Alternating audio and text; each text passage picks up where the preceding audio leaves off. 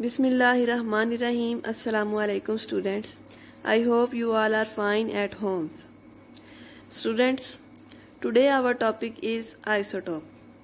बच्चों, आज हम जिस टॉपिक के बारे में पढ़ने जा रहे हैं उसका नाम है आइसोटॉप।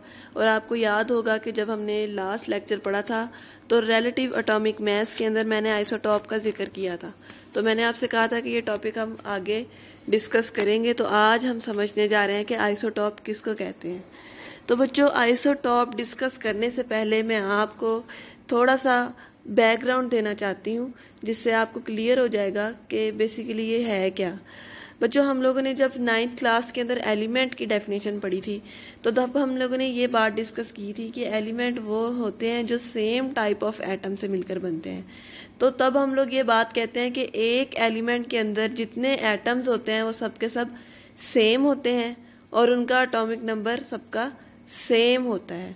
मीन्स कि अगर हम हाइड्रोजन के एलिमेंट की बात करें तो उसके अंदर जितने एटम आएंगे वो सारे के सारे सेम होंगे। ठीक है। तो आइसोटॉप्स जो है ना वो एक ही एटम के एलिमेंट्स होते हैं, एक ही एलिमेंट के एटम्स होते हैं, लेकिन किसी ना किसी वजह से या नेचुरली भी उनका एटॉमिक नंबर सेम होता है, लेकिन उनका मास नंबर जो है वो डिफरेंट हो जाता है। तो ऐसे atom of element which have same atomic number but different mass number, उनको हम बोलते हैं आइसोटॉप। तो बच्चों, थोड़ा सा इसका बैकग्राउंड क्लियर कर लेते हैं कि डाल्टन की जो एटॉमिक थ्योरी थी उसके मुताबिक all the atom of element were considered alike. ये सोचा जाता था कि एक एलिमेंट के जितने एटम हैं वो सारे के सारे सेम है इन ऑल द प्रॉपर्टीज, अपनी सारी की सारी प्रॉपर्टीज के अंदर, इंक्लूडिंग देयर मासेस, यहाँ तक के उनके मैस भी सबके सेम होते हैं। Later it was discovered that different atom of same element have same atomic number but different mass number। लेकिन फिर कुछ वक्त गुजरने के बाद ये पता चला कि एक एलिमेंट के कुछ एटम ऐसे भी होते हैं जिनका सेम एटॉमिक नंबर होता है लेकिन डिफरेंट मास नंबर होता है, उनको हम आइसोटोप बोलते हैं। एटॉमिक नंबर और मास नंबर का हम जिक्र करें तो पहले यही समझ लेते हैं कि एटॉमिक नंबर और मास नंबर होता क्या है। आप लोगों ने ये पहले पढ़ा हुआ है, लेकिन फिर भी रिवाइज करवा देती हूँ मैं आपको कि atomic number is the number of proton in the nucleus of an atom. एक एटम के अंदर जितने नंबर ऑफ प्रोटॉन होते हैं वो उसका एटॉमिक नंबर कहलाता है।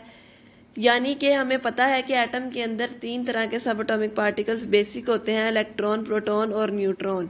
इनमें से प्रोटॉन और न्यूट्रॉन न्यूक्लियस के अंदर होते हैं और इलेक्ट्रॉन उसके इर्द गिर्द शेल्स के अंदर रोटेट करते हैं।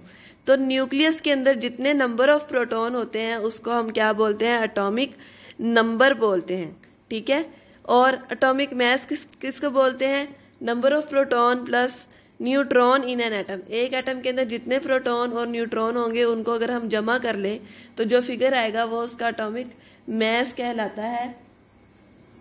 तो एटॉमिक मास जो है वो number of proton plus number of neutron in an atom कहलाता है। ठीक है।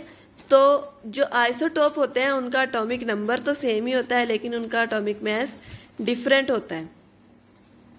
तो हम आइसोटोप को यूं डिफाइन कर सकते हैं, एटम ऑफ सेम एलिमेंट, एक ही एलिमेंट के वो एटम होते हैं, डेट पोजेस डिफरेंट मासेस, यानी कि उनका एटॉमिक मास डिफरेंट होता है बट सेम एटॉमिक नंबर्स, लेकिन उनका एटॉमिक नंबर सेम होता है। Such atom of an element are called isotope.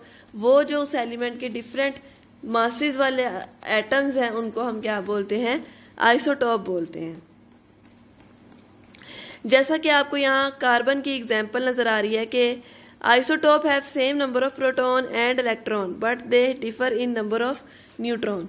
बच्चों, मैंने जब ये चैप्टर हमने स्टार्ट किया था तब मैंने एटम के स्ट्रक्चर के अंदर आपको बताया था कि नंबर ऑफ प्रोटॉन और नंबर ऑफ न्यूट्रॉन जो से होते हैं वो न्यूक्लियस के अंदर होते हैं, लेकिन एक एटम के अंदर जितने प्रोटॉन होते हैं उतने ही इलेक्ट्रॉन होते हैं।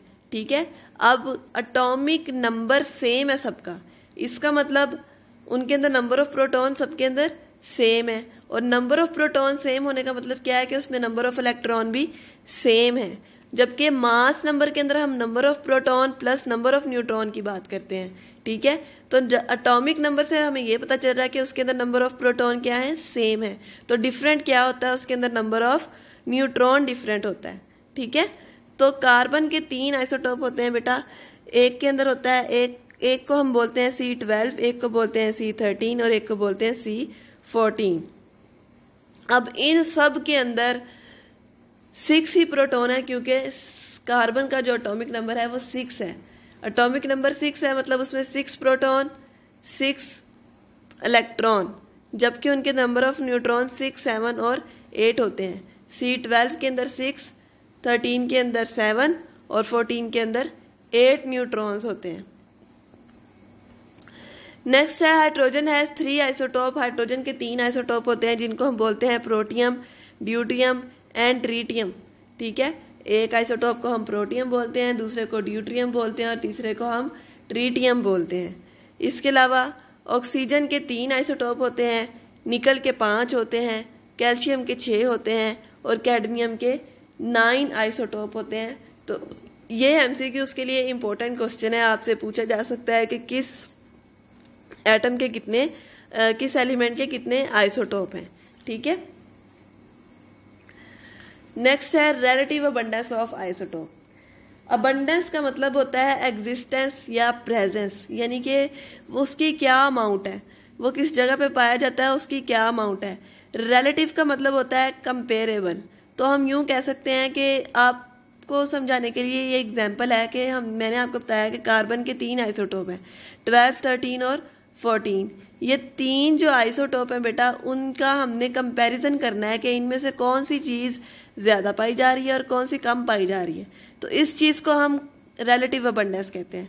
फॉर एग्जांपल अगर मैं आपसे कहूँ कार्बन 12 98% पाया जाता है, कार्बन 13 1.1% पाया जाता है और कार्बन 14 सम अमाउंट 0 समथिंग पाया जाता है। तो अब हमने तीनों का कंपैरिजन किया ना, उन तीनों में से सबसे ज़्यादा कौन सा पाया जा रहा है, कंपैरिजन करके हम बता रहे हैं। तो इसको हम बोलते हैं रिलेटिव अबंडेंस ऑफ आइसोटोप।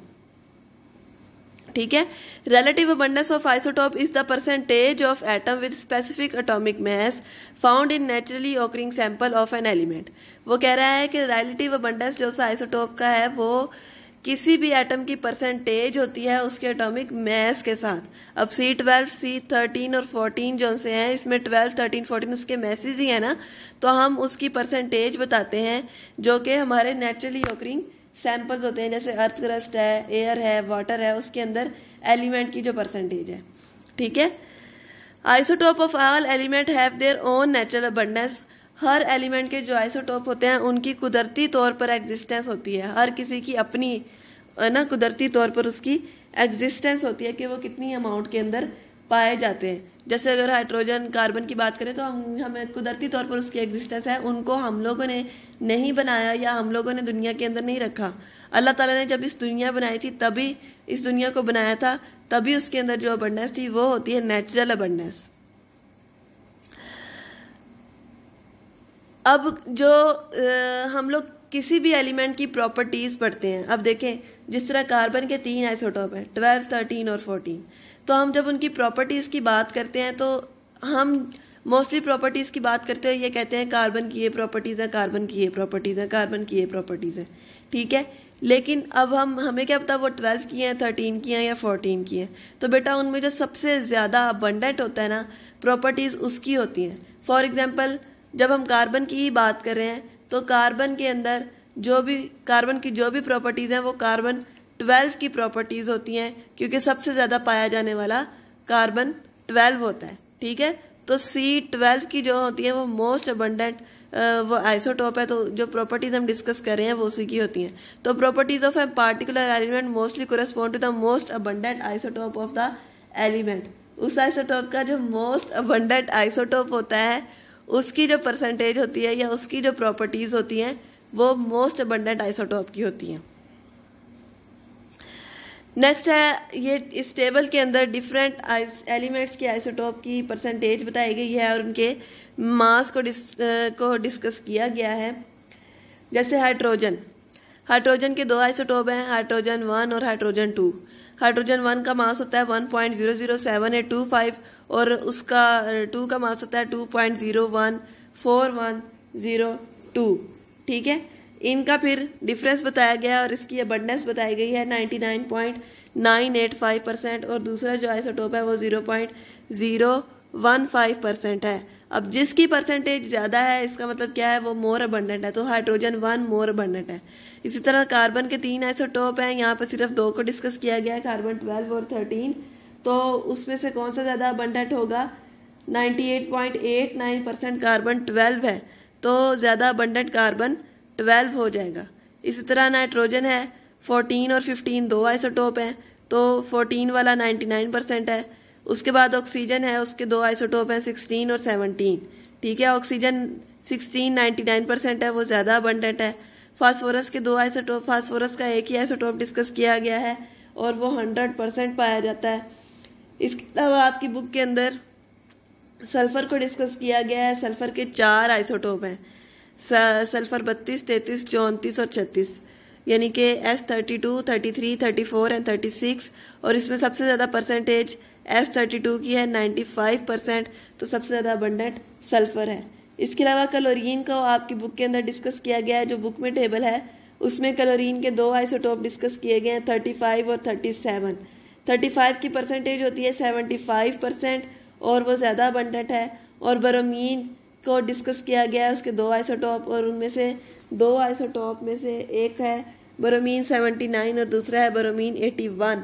तो ब्रोमीन जो 79 है वो 50.54% है और ब्रोमीन 81 49.49% है।